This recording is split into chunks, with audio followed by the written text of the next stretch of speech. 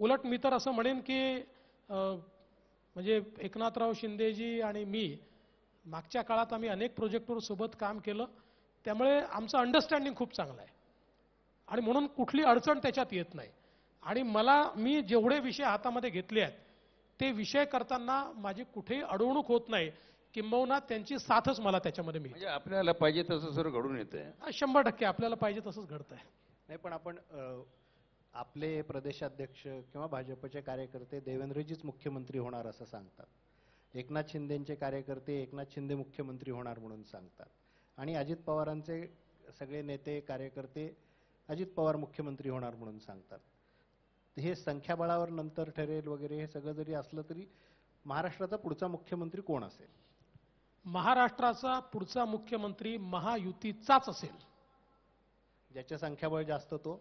नाही, असं आता संख्याबळ वगैरे आम्ही काही ठरवलं नाही आहे. बघा, संख्याबळ तर आमचंच जास्त असणार आहे, त्याच्यात कोणाच्या मनात शंकाच नाही आहे. पण केवळ संख्याबळाच्या आधारावर मुख्यमंत्री ठरणार नाही. 3 पक्ष आता आम्ही एकत्रित आहोत. आमचे वरिष्ठ नेते त्या संदर्भातला निर्णय घेतील, तिन्ही पक्षांना विचारात घेऊन घेतील.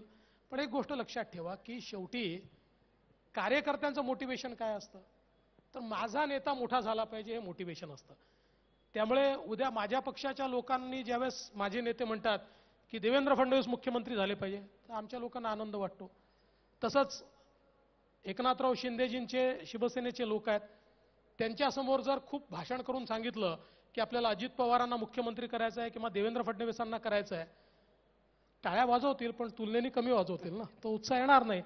त्यामुळे तिथे शेवटी त्यांच्या पक्षामध्ये त्यांच्या लोकांना हेच वाटतं की एकनाथराव शिंदेंना केलं पाहिजे आणि अजितदादांच्या पक्षात त्यांच्या कार्यकर्त्यांना वाटतं की दादांना केलं पाहिजे. पण अल्टिमेटली आम्ही तिघं एकत्रित याचा निर्णय करू आणि याच्यामध्ये मोठा रोल हा भारतीय जनता पक्षाच्या केंद्रीय नेतृत्वाचा असेल. पण याच्यात मनसे देखील हल्ली तुमच्या असतील, एकनाथराव शिंदेच्या असतील, राज ठाकरेंच्या भेटीगाठी खूप वाढलेल्या आहेत. मनसे कुठे असेल या सगळ्या तुमच्या महायुतीत? आता मनसे कुठे असेल हे तर आपल्याला समय बताएगा ते कुठे असतील. पण आमची निश्चितपणे राज ठाकरे यांच्यासोबत मैत्री आहे. आमच्या गाठीभेटी होतात.